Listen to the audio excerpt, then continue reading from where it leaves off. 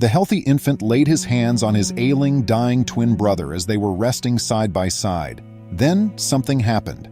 Everyone started crying incessantly thereafter. Welcome to USA Stories channel. Do not forget to subscribe and activate the bell button to receive all new updates. Now let's go to the story.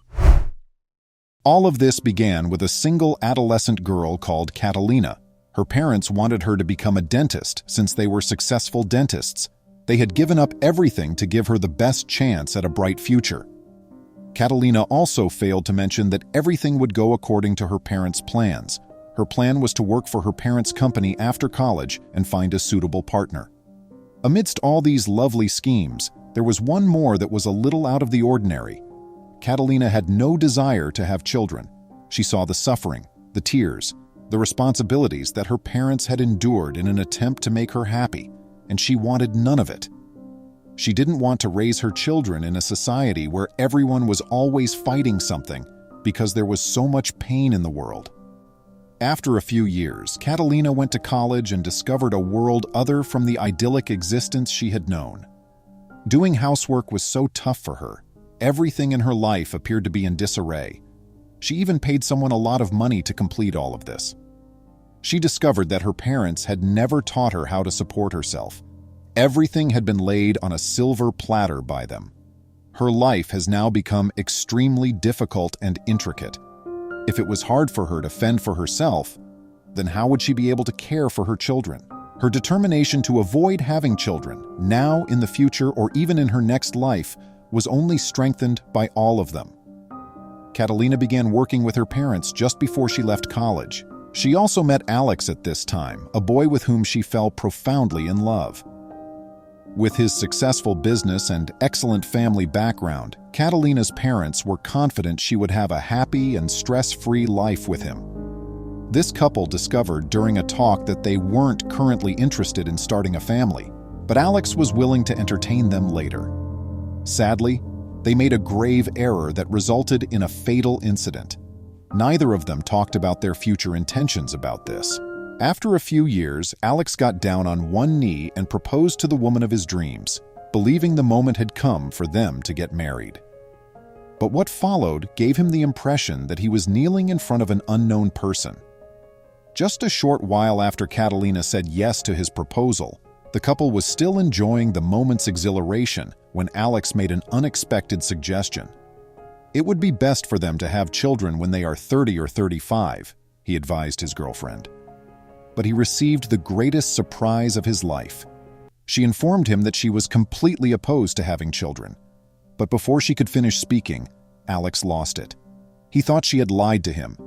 He yelled at her, full of rage and retaliation, saying all kinds of horrible things that not even an enemy should hear. He didn't even know how wrong he was until he was finished, at which point he detested every part of himself. He realized how much he had wounded her. The lady he had just made unhappy was standing right in front of him, grinning as pretty as he had ever seen.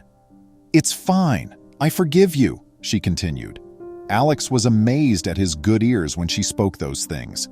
Without warning, he started crying and Catalina followed suit. "I really love you, and I would do anything to make you happy," he said. "Without children, we would live forever." Those were the most lovely words she had heard in a long time at that very moment. But although she saw it as a sentimental reunion, this man was actually planning something quite sinister. You know, there's this proverb that says that when you love someone, you have to give something up, and sometimes that something may be letting go.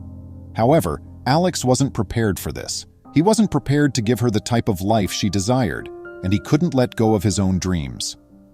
Overcome by avarice, he committed a heinous act.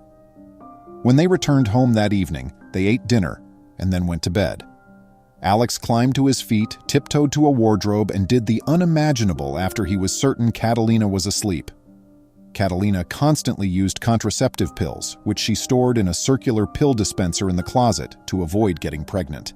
Alex later converted these tablets to sugar pills. When he was finished, he put the pill dispenser back where it belonged and sauntered back to the bed, grinning impishly. "Now let's see how you wouldn't get pregnant," he believed. A few weeks later, Catalina's missing period terrified her. In addition, she had been experiencing severe exhaustion and increasing urination. Had the medications failed to produce the desired results? Was she carrying a child? Fearing for her life, she hurried to acquire a pregnancy test. The test revealed she was 5 weeks pregnant, which greatly shocked her. There were not enough words to express how furious she felt. Catalina disclosed the pregnancy to Alex. She was surprised to see that he was ecstatic about the news. She sensed right away that he was hiding something from her based on the expression on his face. Then she asked rather directly why he was happy. Alex insisted that fate had decreed this result, even though she had made it obvious to him previously that she didn't want children. She was still unaware that Alex had anything to do with it, and she detested him deeply for his happiness despite her anger and inability to be with him at this point. She needed time to consider, not even sure whether she was going to keep the babies. After telling him she would never want to see his unfortunate face again, she hurried out of the house and moved in with her parents. She soon found out she was expecting twin boys, but it didn't make her feel any better. She was sad the rest of the pregnancy until it came time to give birth.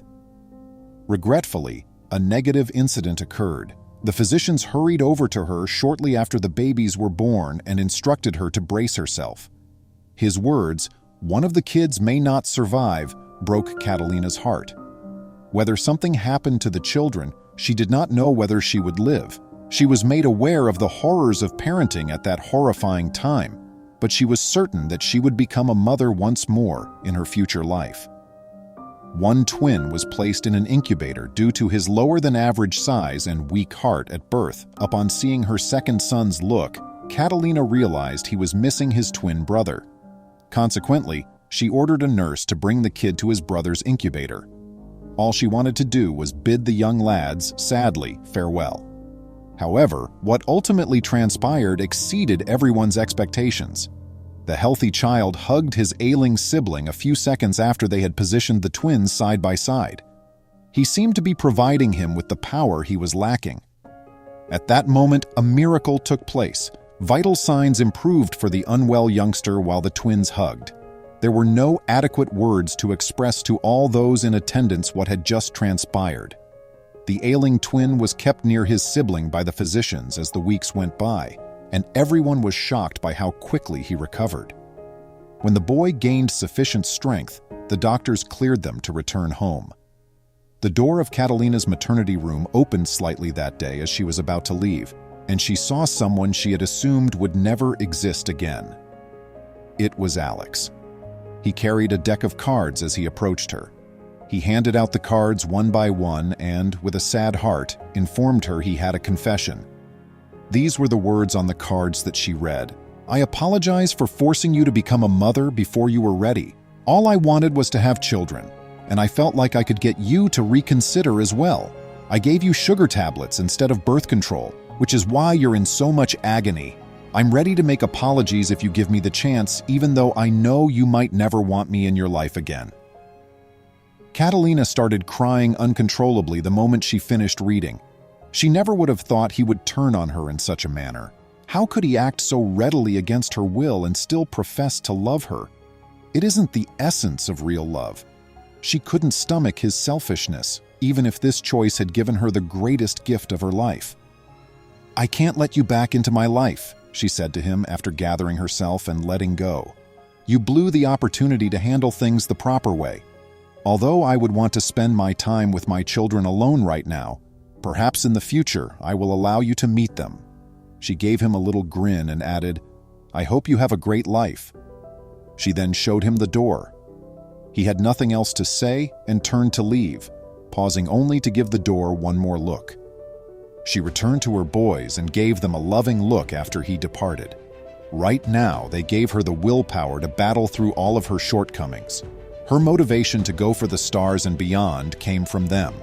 She was determined to be the greatest mother there could be.